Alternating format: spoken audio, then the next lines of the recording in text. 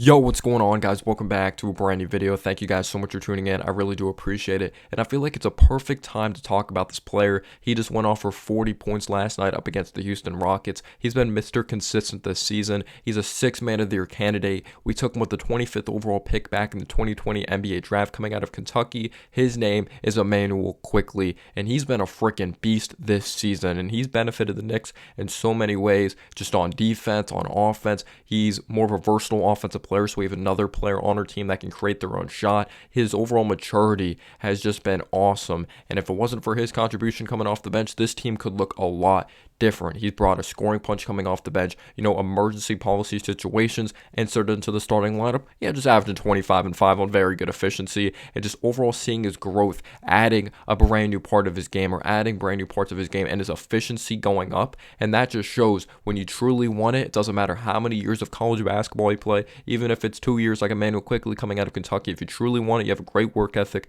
you're willing to learn, then there's no ceiling. There's no ceiling when it comes to your game.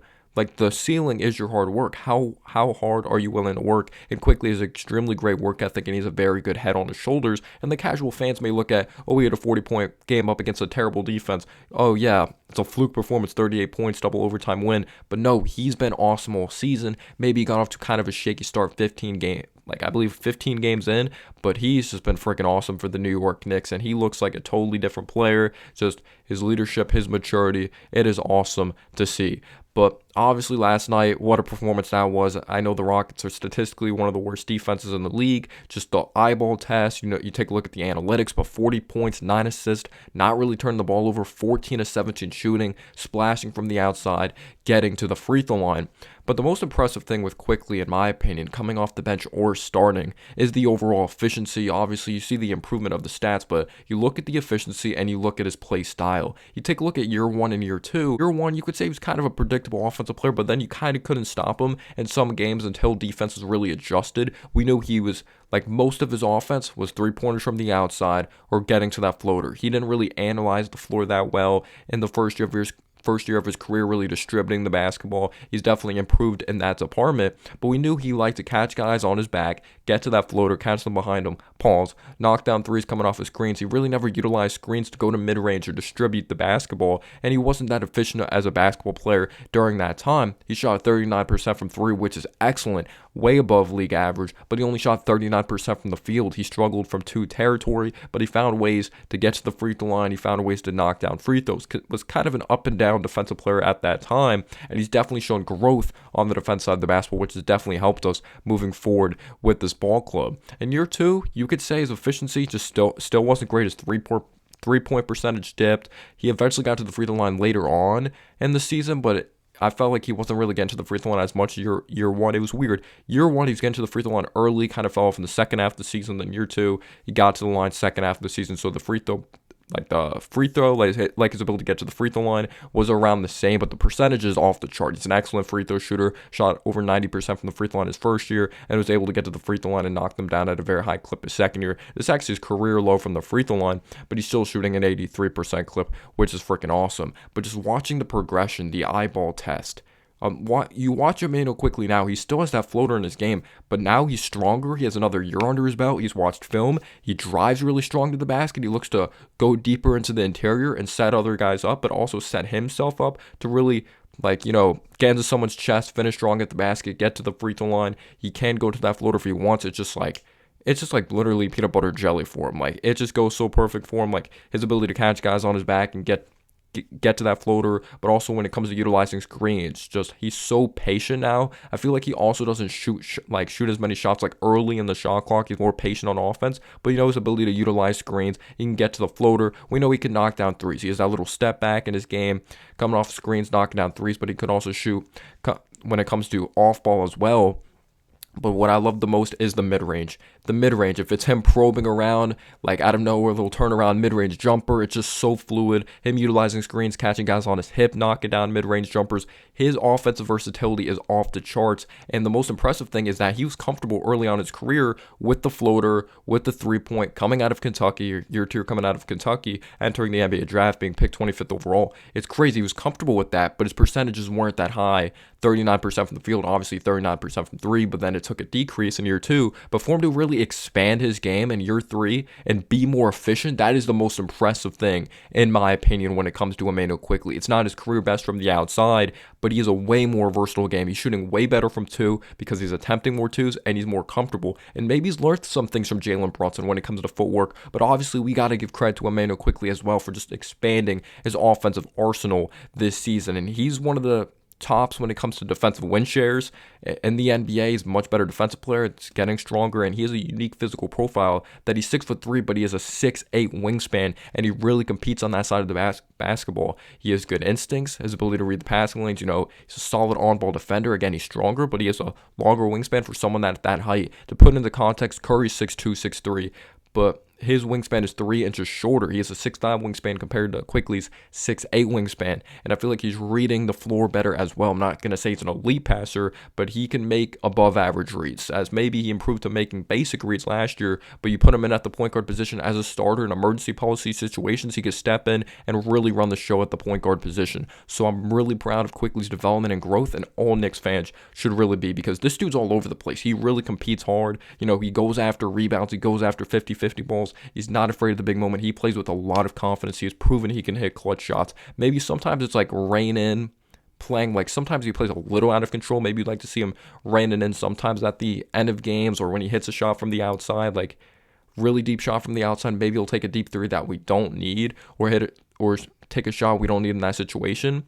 But his habits are starting to go away of consistently jumping on passes like he did year 1. He's just a way more improved and mature basketball player. As you take a look at the stats, his first couple years in the league, 11 points per game. Obviously, his minutes went up, but 11 points per game his first 2 years in the league. It went up to 14 points per game. He's averaging a steal now, 0.9 steals. You can round that up to 1.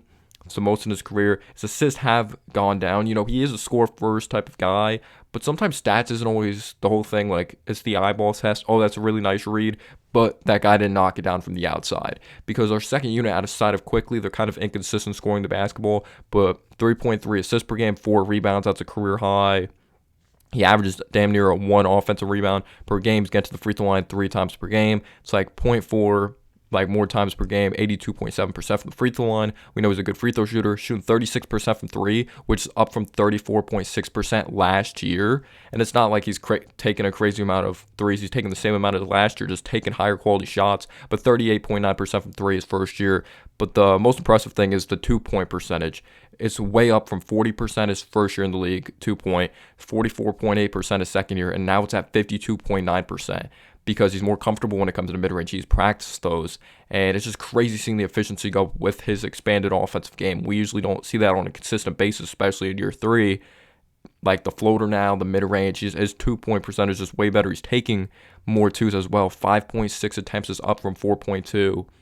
And 4.3 the year prior, 44.6% from the field overall this season. He's attempting 11 shots, 28 minutes per game. He's just been freaking awesome for the New York Knicks. And his ability to shoot from the parking lot, mid-range, like now he's a versatile offensive scorer, and he's efficient with it. And he's competing really hard defensively. He fights for those 50-50 balls. He's not afraid of the big moment. He's a good teammate.